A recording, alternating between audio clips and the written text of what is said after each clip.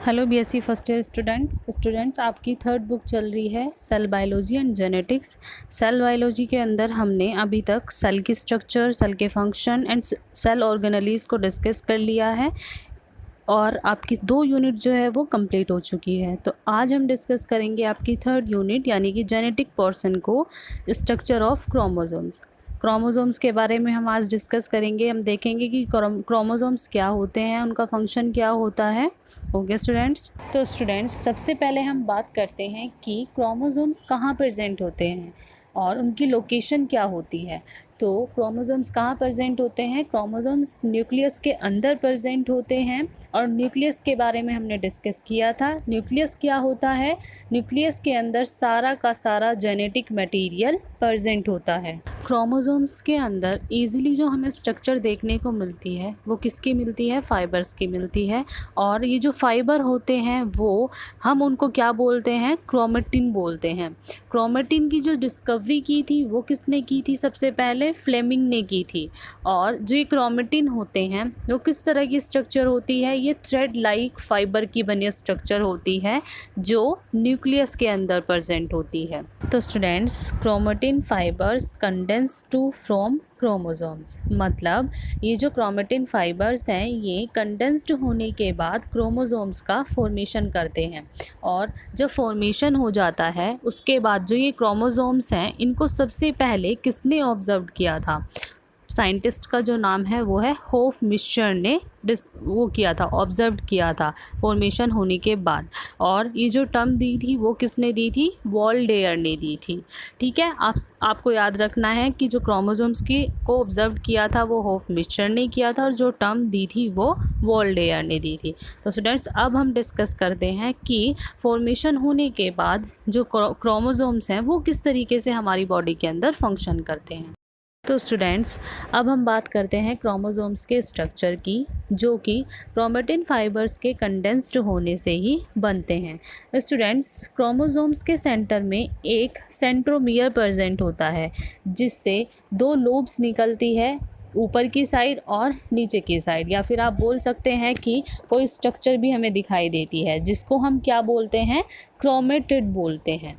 Okay, और ये जो क्रोमेटिड होती हैं ये सेंट्रोमियर में जहाँ पर अटैच्ड होती है वहाँ पर एक कंस्ट्रक्शन प्रेजेंट होती है और इस कंस्ट्रक्शन को हम क्या बोलते हैं? प्राइमरी कंस्ट्रक्शन बोलते हैं। स्टूडेंट्स, इस कंस्ट्रक्शन के आसपास कुछ और हमें स्ट्रक्चर देखने को मिलती है जिसको हम क्या बोलते हैं? काइनेटोकोर बोलते हैं। और इन काइनेटोकोर पर स्पिंडल फाइबर आकर अटैच्ड होते हैं जो कि सेल के डिवीज़न में हेल्प करते हैं। और अगर अब हम बात करें प्राइमरी कंस्ट्रक्शन की, तो प्राइमरी कंस्ट्रक्शन के साथ साथ कुछ क्रोमोसोम्स ऐसे भी होते हैं जिनके ऊपर सेकेंडरी कंस्ट्रक्शन प्रेजेंट होती है। जो सेकेंडरी कंस्ट्रक्शन होती है उसको हम क्या बोलते हैं? सेट क्रोमोसोम्स या फिर सेटेलाइज्ड क्रोमोसोम्स। और जो ये सेटेलाइज्ड क्रोमोसोम्स होते हैं इनको NOR कंस्ट्रक्शन भी बोला जाता है। हमारी बॉडी के अंदर कुछ क्रोमोसोम्स ऐसे होते हैं जिनमें सेटेलाइज्ड क्रोमोसोम्स हमें देखने को मिलते हैं। तो जो काउंटिंग होती है उनकी वो 5 क्रोमोसोम्स होते हैं। कौन कौन से? 13, 14, 15, 21 एंड 22। ये क्रोमोसोम्स होते हैं जिनको सेकेंडरी कंस्ट्रक्शन बोला जाता है या फिर सेट क्रोमोसोम्स बोला जाता है। अगर अब हम बात करें क्रोमेटिड की, तो क्रोमेटिड की जो मेम्ब्रेन होती है वो किसकी बनी होती है? पेलिकल की बनी होती है। और पेलिकल क्या होती है? पेलिकल एक प्रोटीन है जो इनको हाईली फ्लेक्सिबल होती है इनके लिए, मतलब क्रोमोसोम्स को अपनी स्ट्रक्चर चेंज करने में मदद करती है। और क्रोमेटिड के अंदर क्या भरा होता है?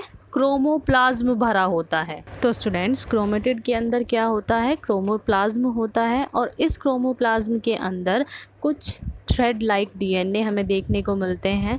और ये जो DNA होते हैं वो 2 टाइप से हमें देखने को मिलते हैं, एक पैरानेमिक और एक प्लेटोनेमिक। पैरानेमिक मतलब जब डीएनए के थ्रेड पैरेलली प्रेजेंट होते हैं तो उसको बोला जाता है पैरानेमिक, और जब डीएनए के थ्रेड एंटी पैरेलली या फिर एक दूसरे पर कोइली प्रेजेंट होते हैं तो उसको बोला जाता है प्लेटोनेमिक। ओके स्टूडेंट्स, तो स्टूडेंट्स अब हम बात करते हैं क्रोमोसोम्स के टाइप की।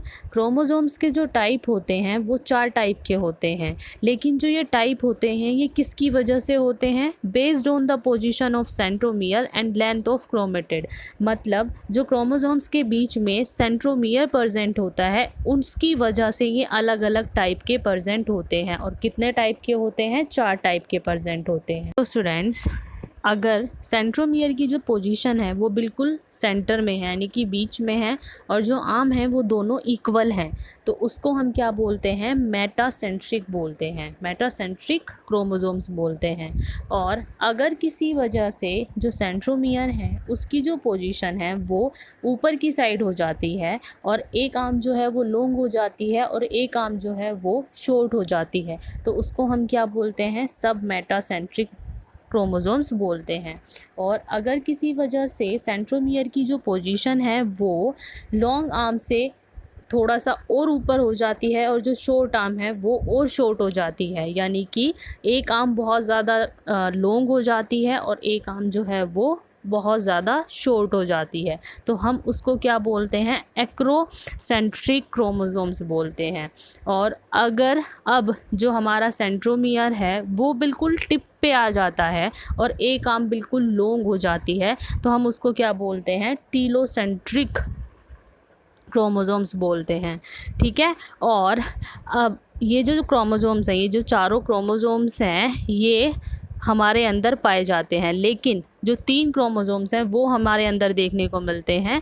टीलोसेंट्रिक क्रोमोसोम्स हमारे अंदर देखने को नहीं मिलता। तो स्टूडेंट्स अब अगर हम बात करें क्रोमोसोम्स के जो ये टाइप्स हैं और ये जो टाइप्स बने हैं इनमें एक आर्म छोटी एक आर्म बड़ी, तो ये जो स्ट्रक्चर है ना ये कुछ शेप को शो करते हैं।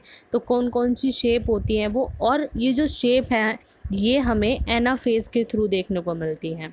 तो जो हमारा मेटासेंट्रिक क्रोमोसोम्स है वो किस टाइप की शेप को शो करता है? के टाइप की शेप को शो करता है। और जो सब मेटासेंट्रिक क्रोमोसोम्स है वो एल टाइप की क्रोमोसोम्स को एल टाइप की शेप को शो करता है। किसकी वजह से? जो ये सेंट्रोमियर है इसकी वजह से, क्योंकि जब सेंट्रोमियर सेंटर में है तब हमारी मेटा सेंट्रिक क्रोमोसोम्स बन रहे थे, जब थोड़ा सा ऊपर हो गया थोड़ा सा नीचे तो उसी वजह से। ठीक है, और इसके बाद जो हमारा एक्रोसेंट्रिक है वो किस टाइप की शेप शो करता है? जे टाइप की।